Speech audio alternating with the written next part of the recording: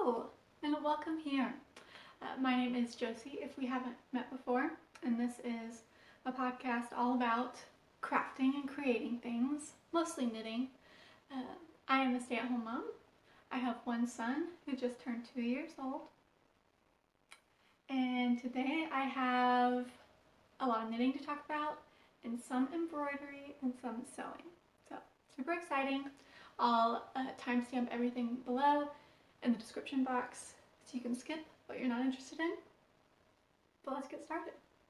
I finished my Una socks. Let me find them.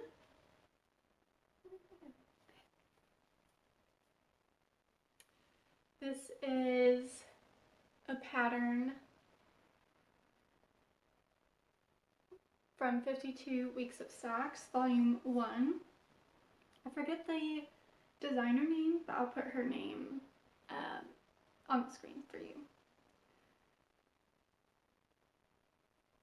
So these are my medium sock blockers. I'm a US size 7.5, so I usually knit size mediums. This pattern only had 2 sizes, and I didn't really mention anything about negative ease, so I just went based off my previous experiences of knitting socks to have about 3 to 5 centimeters of negative ease. So I knitted the first size. If you can see, it's very loose on the sock blocker. This is my size sock blocker, and it's very loose. And the beveling the bubbling didn't really go out when I blocked it. It just wasn't stretched very far on the sock blocker. It's pretty loose. The foot fits very nicely. I knitted these 2 pattern using US size 1 needle.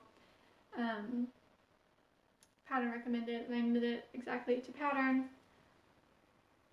And so the foot fits very nicely, but I am nervous that the leg is gonna fall down throughout the day as I wear these. Both of them are like that. But I think they're beautiful. They're exactly what I wanted. I was looking for just a neutral, very intricate pair of socks that just felt very pretty to put on, and this is it.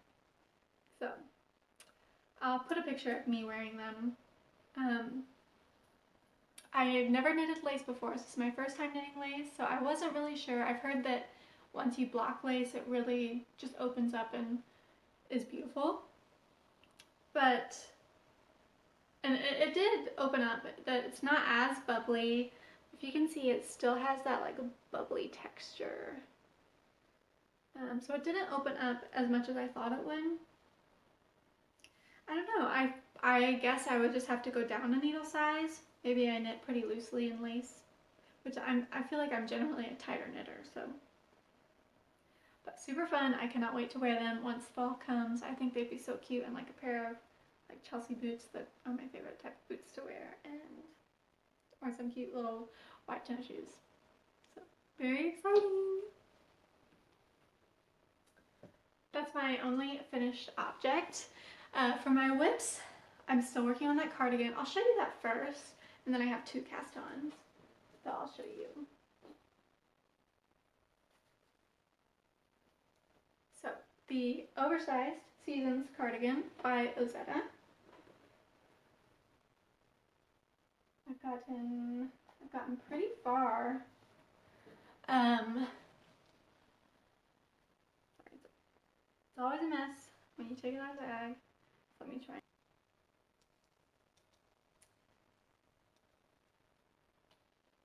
I have sleeves. So I knitted the sleeves. I finished the ball that I was on, and this is where I was last time we were here. I was right here. I think I mentioned that I had an inch left until the buttonhole. Maybe, does that make sense? But yeah, so I was right here last time that we talked. And then once that ball ended, I started working on the sleeves, which is really fun. It was fun to switch it up because it's half fisherman's rib every other row, working flat is knitted, but every other row working in the round is purl. So it was fun to switch things up, and the sleeves went so quickly comparatively to like the big old cardigan. I knitted them exactly to length. I did not modify, mostly because I'm scared that it's going to stretch out a little bit. So I knitted it exactly to the length that she suggested, and it fit well so far. I was happy with the length, so I didn't feel like I didn't need to knit it any longer or shorter. And then I did the ribbing as suggested, and I did an Italian bind off, so just no setup rows. I did that on both sleeves. I'll put it on so you can see how close we are and kind of my final thoughts. This should be done next time that you see me, which is very exciting. So let me show you.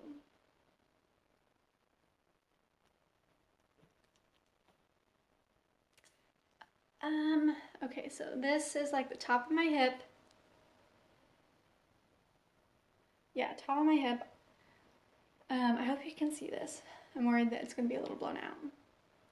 So this buttonhole right here, this was the last buttonhole that she called for. And then you were to knit like a few more inches of the fisherman's rib and then go into the ribbing with like one more buttonhole. But I have a specific cardigan, a store-bought cardigan in mind that I want to replace because it's thicker like this, and it's I'll show it to you when I finish this garment. I'll show you kind of what I wanted to replace. So next time you should see that cardigan, but it's very long and I really like that it's long. It covers the bum the whole way, and that's what I wanted this one to be, and hers isn't like that. It kind of looks to sit right at the hips. And I do have a long torso, so keep that in mind as well. But so let me show you again. So after this buttonhole was what she called for, I went ahead and added a whole nother like buttonhole section repeat. And then I had to decide if I wanted to then go into a few more inches of buttonhole and then ribbing with my last buttonhole, or if I wanted to do a whole nother section repeat before the final section. So I went and measured that store-bought cardigan and decided that I wanted it like a whole nother repeat. So instead of 4 buttonholes, she has 4, I'm pretty certain. I'm gonna have 6. So I'm knitting it like 10 inches longer than she is. And I have this much left of the ball I'm on, and then I have 2 more 100-gram balls. So I'm not worried about running out. But yeah, I'm gonna like try and stand up on this. I'm on the ottoman, you can't really see. Ah, there you go. So this is my hip, and I want it to be like right here, past the widest part. Or I guess this is like, yeah, top of my hip, and I want it to be past the widest part of my hip.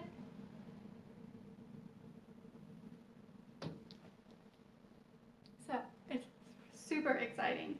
I can't believe that we're nearing the end. I have sleeves. Yeah, I'm very excited. That was my only the second time of doing sewn bind off, and it always makes me a little nervous, but it went really well. The first time I did it on my son's sweatshirt. I made him, or like a sweater, and like right in the middle, center middle, I messed up and I just didn't know how to go back and fix it, and so he just has like a little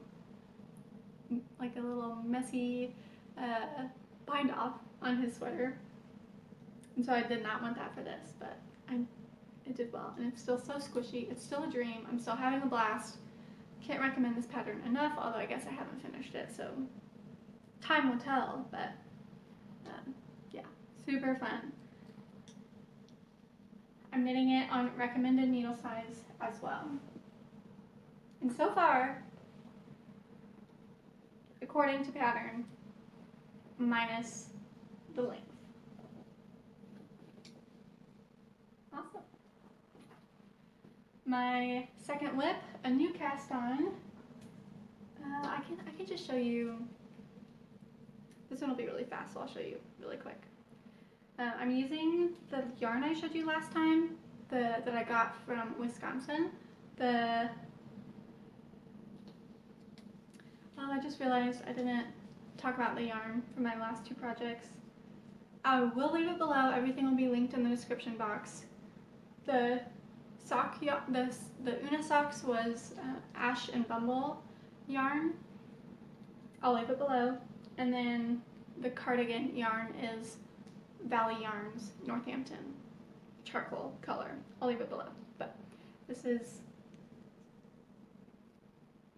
Queensland Perth sock yarn. The colorway is Mount Yarn. No, Mount Wellington. And it is 80/20 superwash. So I cast these on with those Haya sharp flexible double pointed needles that I showed you last time. And boy, they aren't kidding, those are sharp.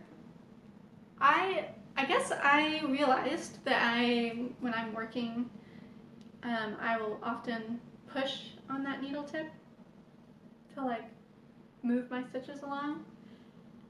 And I could not do that. It was very painful. They were very sharp. And I was a little bit nervous with my, I usually just have one project that I carry around the basket. And I was nervous for my son to get in them. I don't know. And so it was really hard. Plus this yarn is very fuzzy. Let me give you a close up. See if you can see this. Is this gonna work, camera?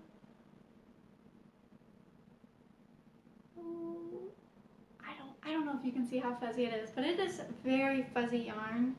Let me try one more time. I really want you to see.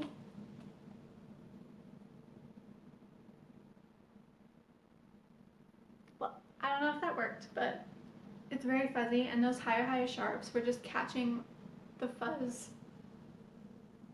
really badly. So I stopped knitting those. I took it out, and then I just cast on with 9-inch circulars, just using vanilla sock pattern by Crazy Sock Lady. But I still wanted to challenge myself. I was still really excited to try a plain sock with using a new technique. So for this sock, I'm just doing continental knitting. I am a English knitter, and so to challenge myself to make a regular pair of socks, a little bit of a challenge, I'm doing the whole thing in continental. So the ribbing is slow going right now because the purling's hard. So I haven't decided yet if it's just going to be a stockinette sock or ribbing, mostly because I don't know how the color way is going to turn out. I don't know if it's going to be stripes or just kind of variegated, so we'll see as I keep going, but I'm really liking it. It's very pretty yarn, very fuzzy. I think they'll be really warm. And then my last whip is it's in this bag. Thank you, Amber, if you recognize it.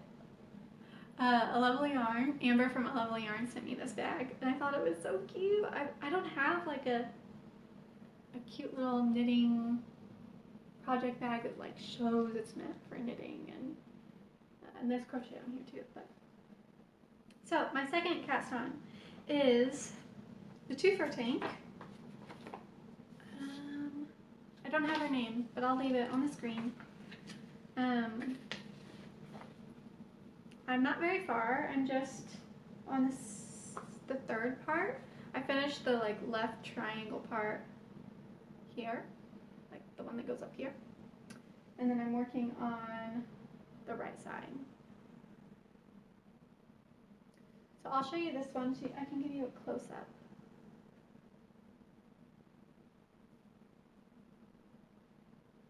So there are the little eyelets of the Twofer Tank, and then you do some increases here to give you that line. I have not done these increases here. Like, I've never done anything, I've never used those increases. And the line that it gives, I am just in love. I think this is such a beautiful fabric. I love the slip stitch detail on the side. It's a over here too. I'm really hoping this means I don't have to do an I-cord bind off. I realized that I did not look at the pattern, like pictures, to see what kind of bind off they use. But it's so pretty on the side, like with that edging, that if it calls for I-cord, I may not do it. But I'll keep you updated. So the yarn I'm using is, let me show you I gotta show you my journal because I don't have the tag anymore. It's Rowan Creative Linen. Colorway is Straw. It's 100 grams, DK weight, and it's 50% linen, 50% cotton. And it is really beautiful yarn. I'm having a really nice time knitting with it. It's my first time knitting with linen, or like a linen blend. No, I don't think that's true. I think Drops Bell has linen. So, scratch that. But it's my first time knitting with this yarn, and I'm having a lot of fun. I think it's beautiful, and I'm loving seeing it come together. I knitted 2 swatches. The pattern calls for US 5, 23 stitch gauge, and I got 21 stitch gauge, and I got 23 on a US 5. And so I didn't block it because I'm nervous and I'm not going to have enough yarn because I only have 2 hanks. And so I ripped it out and re-knit a swatch with size US 6, and I still got 23 stitches across 4 inches. And so I was like, I liked the fabric better on US 5, so I went with US 5. I did the knitting math, and according to the knitting math, if I wanted to have 4 inches of positive ease, then I should knit the 3rd size. So I'm just hoping that I have enough yarn. I guess it could be short again. It looks like it's a longer pattern, like it comes like mid-hips, and so maybe I'll be able to crop it a little bit and save some yarn. But so I'm still knitting it on the pattern. I'm knitting it on the recommended needle size, US 5, with that yarn, and it is very fun. This is definitely taking some attention away from my oversized seasons cardigan.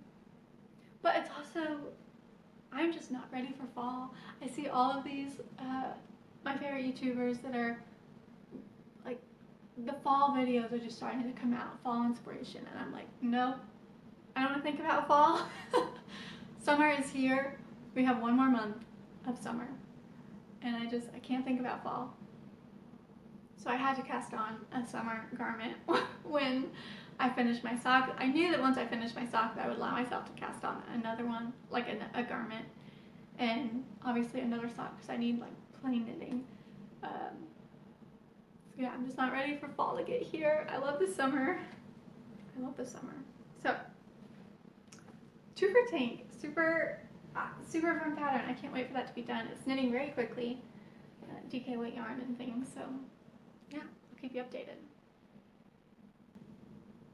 For knitting plans this next coming month, my sister and I have decided, my birthday's in September, her birthday's in October, and she's requested a sweater from me before, and I've only ever knitted her a pair of socks. And so I just had this moment of inspiration of, Marissa, what if I knit us matching sister sweaters? And she loved the idea. So I sent her, I don't know, like 8 different patterns that I would be willing to knit twice. And then we narrowed it down, and then I gave her different yarn options, and then we narrowed it down. And so we decided on the Cumulus blouse. I really wanted the Andrea Mowry DRK Everyday sweater, but it was sport weight yarn, and to knit that twice, like back to back, I was like, I probably won't finish for 4 months. two months for your sweater, 2 months for mine. We won't be matching until December probably. And so we decided to go a little bit of an easier route, quicker knit. So we're doing the Cumulus blouse by Petite Knit. And I've been wanting to knit one of her patterns for a long time, and I haven't yet. So I'm very excited this will be the first one. We're using brushed alpaca silk, and we've ordered the yarn and we're just waiting for it to come all the way from England, and I'm very excited. So I'll show you that next time. Hopefully it'll be, at least I'll be working on hers. I don't know how long it will take to knit, but hopefully it could be done very quickly. I've heard it's a quick knit, so I'm very excited. That wraps up the knitting. I'm going to jump into my other crafts, some embroidery and sewing. So if that's all you were here for, I hope you enjoyed it, and I'll see you next time. But for the embroidery, I was very encouraged by your comments to just try it with some nice supplies, and I'm kind of a picky person, I guess you could say. I'm particular in that I wasn't loving any of the patterns that I was seeing online, and so I thought, how hard is it to make my own patterns? So I watched some videos, and I decided to make my own with like Canva and Procreate and things that I have.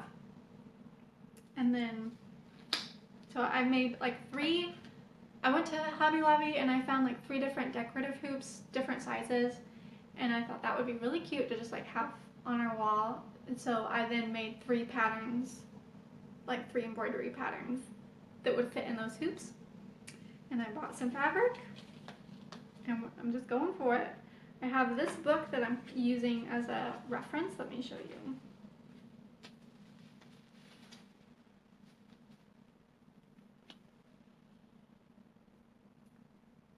My mother-in-law got this for me when I first was interested in embroidery, which was like a few weeks before knitting.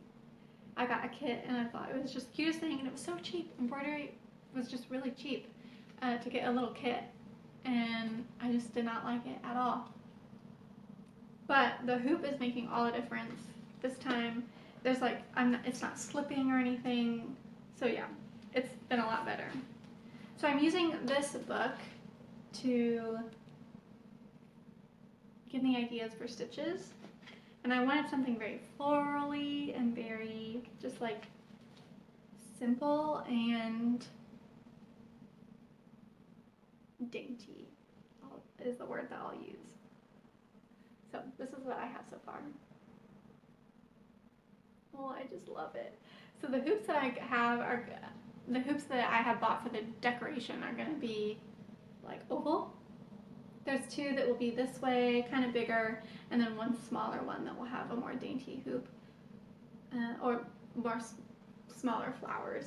And I just designed all of them, and I'm working on this one first.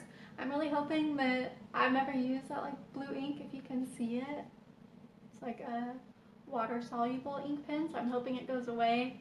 I just bought Kona cotton fabric from Joann's with some muslin fabric for the backing.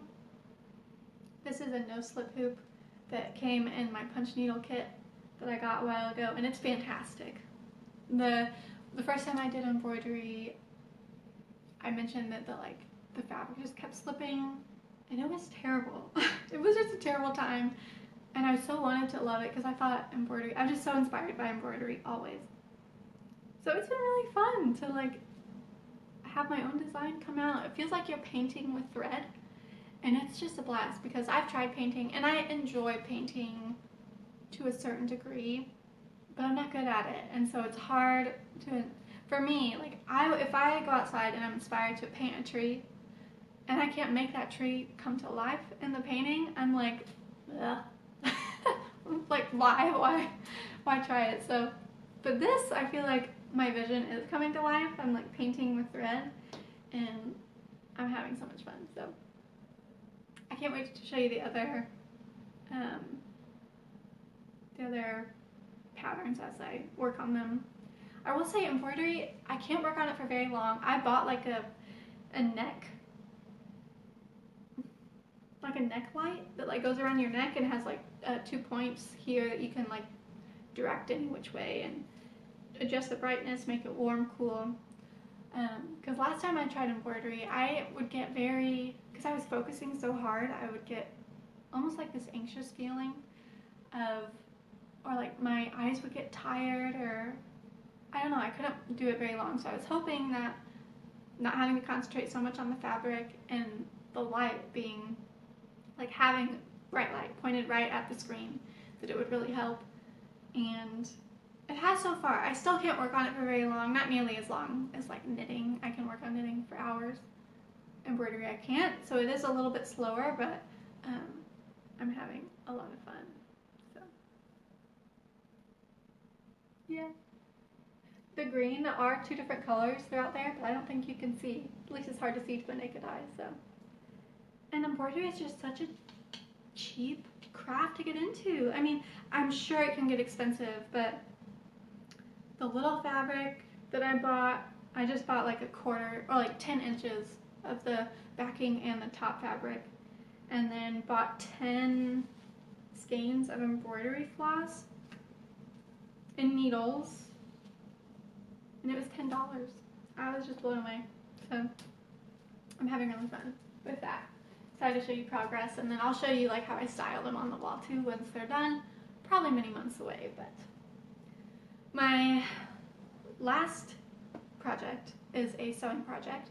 I mentioned last video that I'm going to a wedding in September and don't have a dress that I'm comfortable wearing, but I imagined wearing a new dress with my oversized cardigan.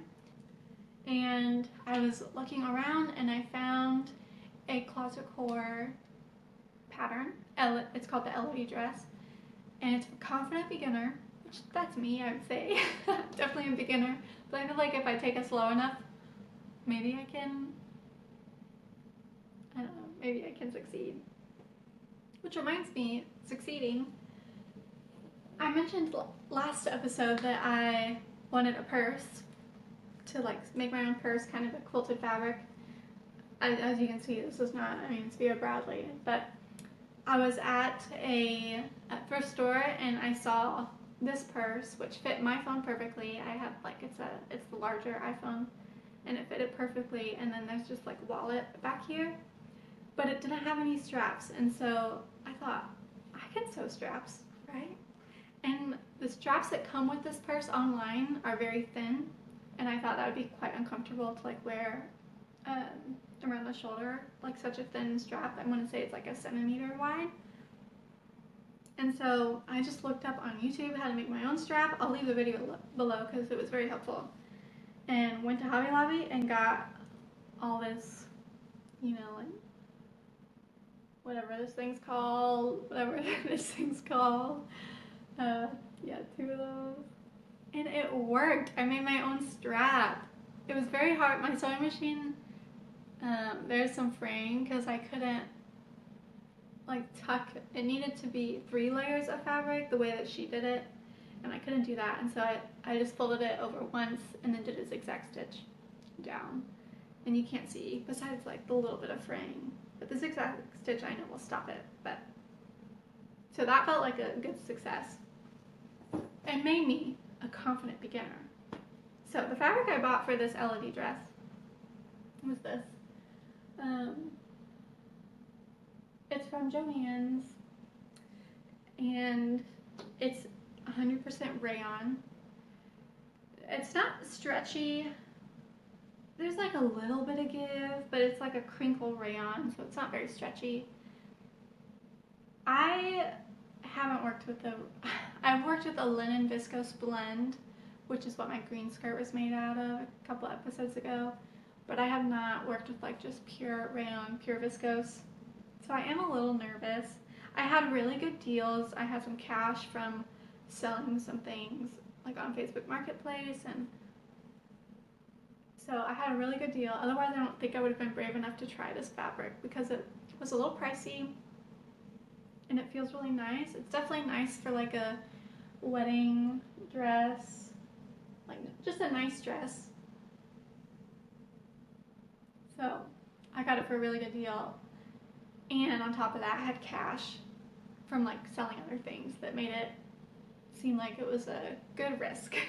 And so if this fails, I'll just go to, you know, a resale store and get a handmade dress or a pre-made dress. But I'm really excited to try.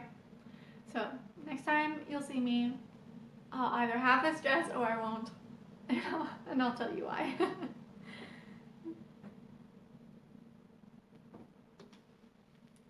it. Yeah, that's it for all of my crafty things this past August. I have some favorites that I want to share with you. Speaking of the embroidery, I learned a lot from Sarah Humphrey Embroidery. I'm like 99% sure that's her YouTube channel name. But she has great tutorials along with free patterns, and she just has like educational material on embroidery. So what kind of hoops there are, what kind of heat transfer pen or like transfer pins there are, floss and like how to store floss and how to even use those like skeins of floss. I learned so much. So if you're interested in embroidery, again, she does have free patterns, free tutorials, as well as purchased ones. I'll leave her channel below. It was so helpful. So helpful. A podcast that I've really been enjoying,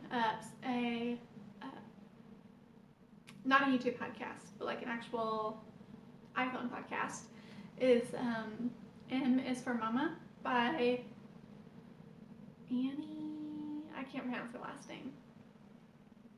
She is a Christian, and she has a book that she released called M is for Mama, and then she has a second book coming out called Hard is Not the Same Thing as Bad. Again, she is a Christian, so all her books are written from a Christian perspective. Her podcast is from a Christian perspective, but my son is he turned 2, and he went through a sleep regression, and we just had a lot of tantrums, and I just didn't know what to do about it. It was such a new stage. He's generally happy, easygoing kiddo, and for about 3 weeks it was not easygoing, and I was flustered, to say the least. And so I found this podcast, and it was just so encouraging to be reminded of God's truth in motherhood, that children are a blessing, motherhood is a blessing, a gift, and it's hard, but it doesn't mean it's bad. And it was just such a good reminder. So I highly recommend. She has 10 kids, by the way, and her youngest is 2, her oldest is a teenager. So no matter where you are on the spectrum of motherhood, you could very well find something that's really helpful. I listened to her podcast about toddlers, and it was just very helpful. And she has a episode called Hard is Not the Same Thing as Bad, kind of introducing her second book that's being released, I think this September, like next month. And yeah, if that sounds like you'd be interested, I highly recommend go checking it out. And then I'm currently reading a book, but honestly, I read like 4 books at one time, especially if they're not like, I usually read one fiction book and then several nonfiction books on the side, and I just pick up from whatever nonfiction book I'm interested in, or like that I feel like reading. And the fiction book I usually read at nighttime. But this one, Andrew Peterson, The God of the Garden.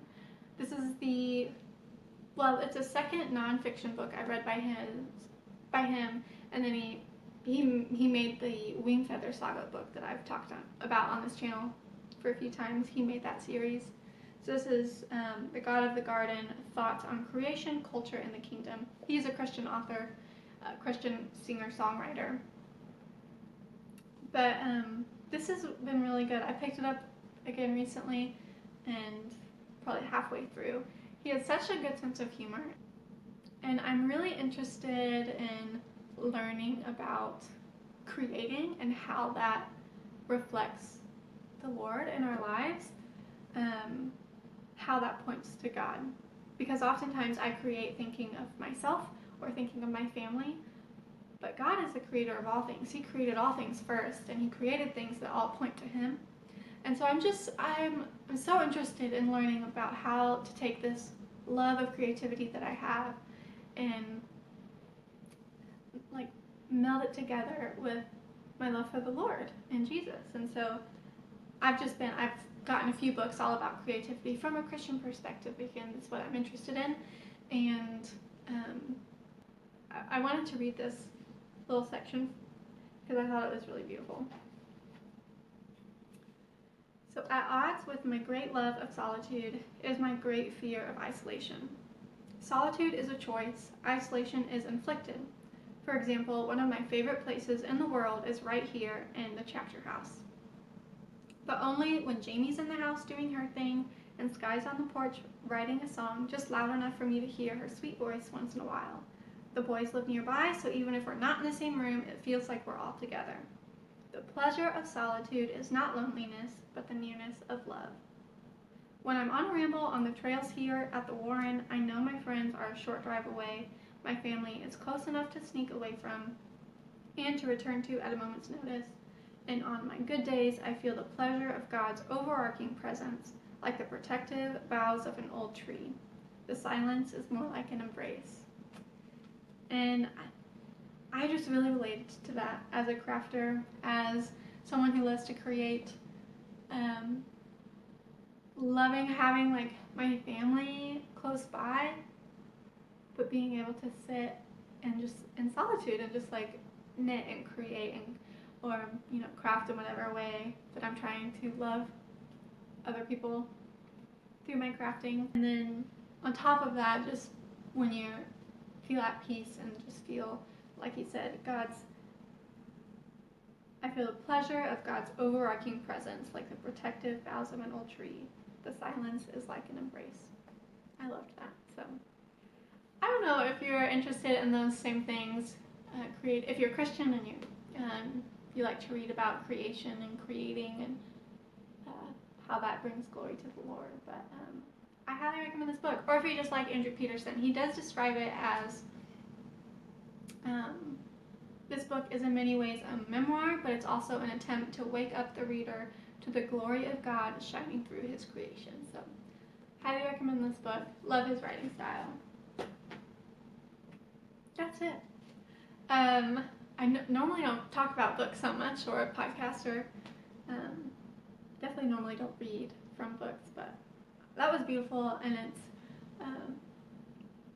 it just was all about creativity, and this channel is all about creating things, and so I just wanted to share that with you in case it brought you encouragement as well. But that is it. I had a lot of fun sitting here and catching up with you, and let me know what you're working on. I'd love to hear. I'd love to chat with you in the comments, especially since I don't have social media elsewhere, but you can feel free to add me on Ravelry. I'm active on Ravelry, so I hope you have a great rest of your summer. Next time we chat, it will probably be fall, but right now it's summer, and I hope that you really enjoy the rest of it. I'll talk to you soon. Bye.